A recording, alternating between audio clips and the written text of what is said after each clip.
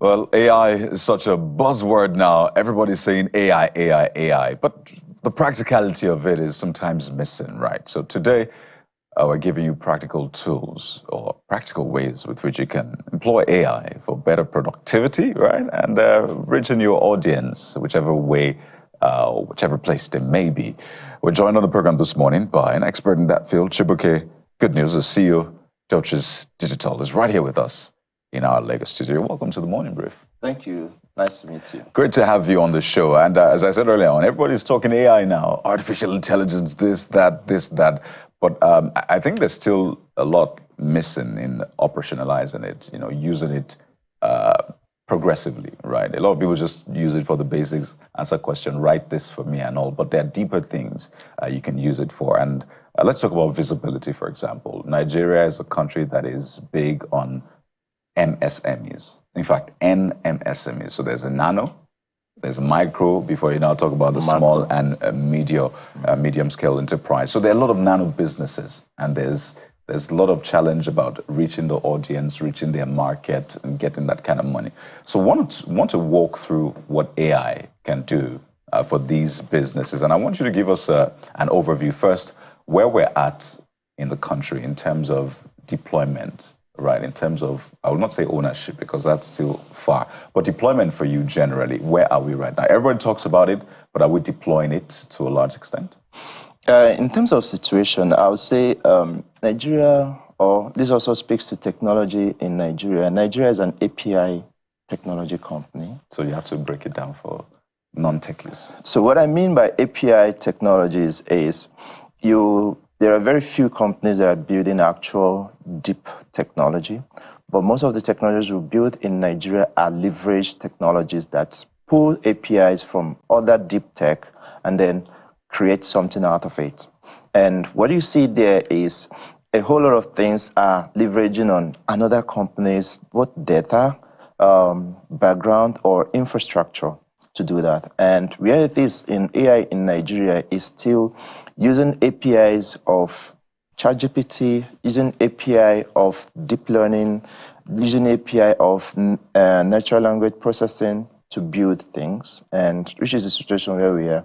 I think over time we may go deeper, but as it is now, it's still on the API level. So ownership is clearly not there, and that speaks to infrastructure and how much we actually need to invest in these things. The other countries that are there right now didn't just get there by chance, they invested in it. But let's talk about how to still use what we have to our benefit. And I want you to speak to first data protection, privacy, because you understand that everybody's data is out there, right? And just with snap of my fingers, I can get access to data and use it for my own business. So I know, for example, your preferences, or let's say the computer knows your preferences and it's able to tailor whatever adverts. But let's speak to the positive side of it. What are the opportunities available for businesses that want to leverage AI for advertising, basically for visibility? AI has really made life easier. In terms of advertising, AI for digital, which is where we play, AI is not really new. As far back as 2021, we have started implementing prediction algorithms into programmatic advertising, which means that the process of setting up your advert and identifying your target audience can be handled by machines. And that is an algorithm that predicts who your customer should be, where they are, and then the types of message that should go to them. And then fast forward to now, AI is the buzzword and everywhere is AI. And the application of that is it still gets sweeter and makes it simpler for businesses, both big and small, to easily initiate massive campaigns that will go out to mass audience, even without knowing a lot of things that make an advertising campaign. Take, for instance, there's a product that connects Chat GPT or Chat with campaign setup. Now, when all you need to do is tell the Chat, I want to do a campaign targeting babies, targeting mothers that have babies. And then the AI goes and fetch both the creative, the target audience, your budget, and a whole lot of things for you. So you don't need to go and start doing that. I'm going to be planning. I want to see my advert to people in Lagos. I want to do all those difficult things which you ordinarily would have been bothered about. You're probably going to be hiring a digital marketing expert. You charge him a bill. You just chat it. Then it brings up all those things. And all you need to do is agree. So when you agree to the budget, you agree to the creatives, just tick among the creative which one that is most fantastic for you. And then you deploy. And then AI goes to deploy that. Now, this AI is connected to all the apps and platforms. It's connected to Meta, it's connected to Google, it's connected to the apps, it's connected to the news channels as well. So once you click activate, it pushes your campaign to those things. And then 2 hours down the line, you start seeing the reports, you start seeing the results, and then life is made sweet like that. And as much as businesses who do not have deep knowledge of technology can easily use AI and bridge the gap. Now, that is exciting, very exciting. It makes life easy. But there is a downside to it. Prior to this time, if you wanted a campaign for your product, you would have to visit your agency, advertising agency. You need a copywriter. You need somebody to, package everything. You need a content creator. Communicators like like us that can, do the voiceovers. But that is not happening anymore, and it seems to be a disadvantage. I want you to speak to that. It's still happening. I have an opinion about that, and I've talked about AI in so many people, and people always ask, is it going to take our jobs? What I would say is it's going to readjust a lot of things, and it's going to make some roles obsolete, but it's going to create some roles as well. Now, if your job has been in that system of creating content, you could step up by doing the content for AI, not for individual advertising right now, but doing the content for AI, which is fed into the AI database. Now, operationally, AI operates on a database. Now, there's a data of images, there's a data of content, there's a data of all the copyright things. A whole lot of them are put on a database. Now, that time you make a query, it goes there to pull those things and then match it to your requirements and send out. Now, if your job is content creation or your job is copywriting, you step up to writing copyright for AI. Now, if you write copyright for AI, there's a massive opportunity there. There's a massive revenue income there. And then you are now doing content for businesses that you don't necessarily need to be worried about them writing you a check, because AI will definitely give you consistent revenue out of that. Now, you could be writing or doing copies for businesses out of this country. And AI is also creating opportunity for local businesses in Nigeria. Take, for instance, you said copywriting is a global thing. You could do copywriting here and it's used by somebody in the US and you're earning your dollar revenue. Now, if you feel that your job is being threatened, the best is just step up. When you step up, go and do it for AI. Go and do it at global level. Then you get that global exposure. So it creates another job for it while rendering some other ones.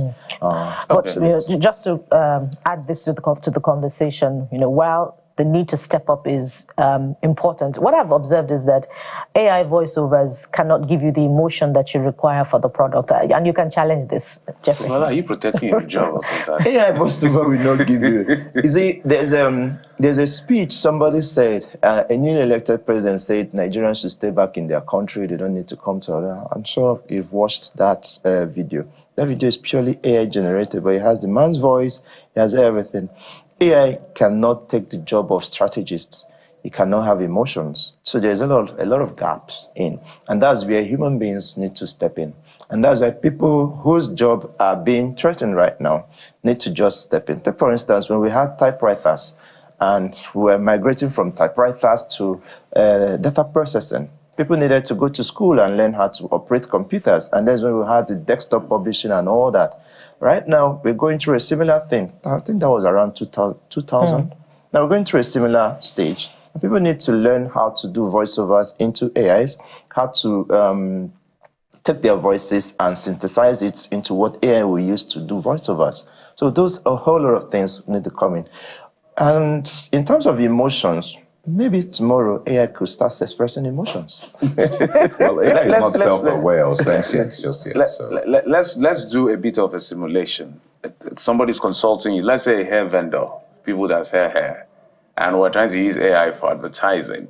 What are the tools? What are the things you're going to advise the person to do? This person sells hair. Women, people like Bukola and the rest, they buy hair, and it's a big No, business. this one is my own, Jeffrey. I'm not saying it's. I'm not talking about this one. The hair business is big in the hair. Nigeria. In fact, anything you sell to women is big in Nigeria generally because they buy a lot. So this person wants to scale as much as possible, and he's been struggling, or she's been struggling with getting that audience that we're talking about. If you were to advise, what would you tell the person? So we are practical. So what I would advise the person, what is practically right now, is first of all, you need to understand your audience. And there's AI tool that's called Media Planner. You just use it to put your target audience, and it can tell you, you just need to put, I want to advertise hair in Lagos. And then to give you suggestions, okay, it probably will tell you the number of women in Lagos, will tell you their age range, will tell you the devices they use, and then tell you a possible budget that will be used to reach them. That way you can plan and say, okay, this is how much I want to spend. Let's say you want to advertise to people in mainland Lagos. You can also drill down to mainland Lagos and know the your number of target audience and how much is going to use to reach them. Then the next is, what media are you going to use? Are you going to use video? Are you going to use still images? Are you going to use text and a mixture of that? It recommends all that for you. And then it can now write a copy for you. And it asks you, do you want to use this copy? Do you want to use this copy? And then you click that. Then the next is the platforms. It brings all together all the platforms. There are the traditional platforms. There are the O&O platforms like Opera, like Google, like Meta, and all those things. It brings you inside your target audience, it brings you the people that are on Google, the ones that are on Meta, the ones that are on other platforms. Now that way, on that too, you also select it.